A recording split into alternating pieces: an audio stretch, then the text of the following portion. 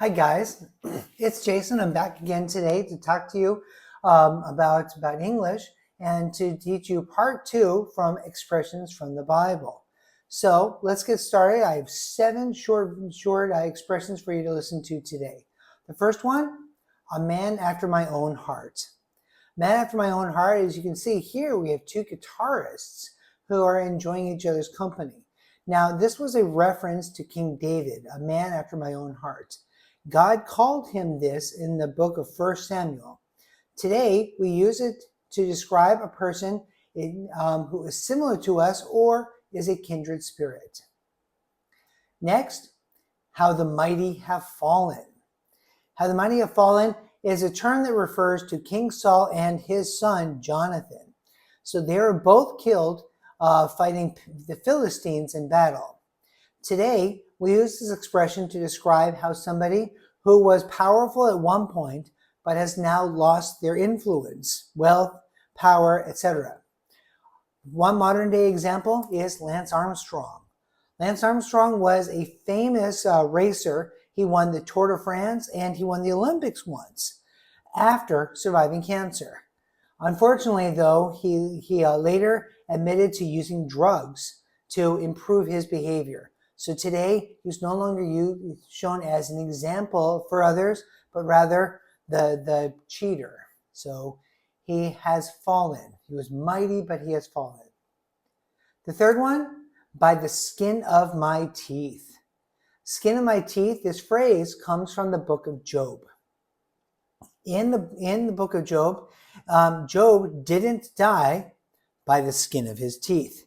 That means he accomplished something even though there was a very small chance of success in doing so. So in this picture, a person was in a terrible accident, but didn't die by the skin of their teeth. Phew. Next, we have bite the dust. Bite the dust is an idiom. It comes from the book of Psalms. If you don't know this expression, it is an irreverent way of talking about death. So Queen once sang a song, "Another One Bites the Dust." They're talking about a person dying. The next one, spare the rod, spoil the child. This is the term that comes from the book of Proverbs. The expression means that children only learn through discipline and physical punishment.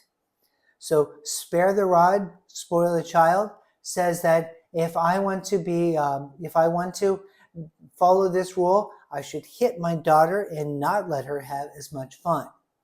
So don't worry, I do not hit my daughter. All right, we only have a couple left. Next, a drop in the bucket. Okay, a drop refers to a drop of water. So a bucket holds a lot of water. So a drop in the bucket comes from the book of Isaiah. It means that something does not have a lot of importance in this situation. So the government is trillions of dollars in debt. So even if a billionaire, say Bill Gates, Elon Musk, gave away his entire fortune, it would only be a drop in the bucket. Okay, last one we have, like a lamb to the slaughter. This expression also comes from the book of Isaiah. So today, we use it to say that an innocent person will be severely punished even though he or she has done nothing wrong. And by the way, a lamb is a reference to this very cute animal right here. Okay? Now, a famous French book by Alexandre Dumas was called The Count of Monte Cristo. In this book, Edmund is sent for jail for innocently carrying a message from Napoleon, and because his friend is jealous of Edmund's success. So Edmund didn't do anything wrong, but he was punished by being sent to a prison for many years. He is like a lamb to the slaughter.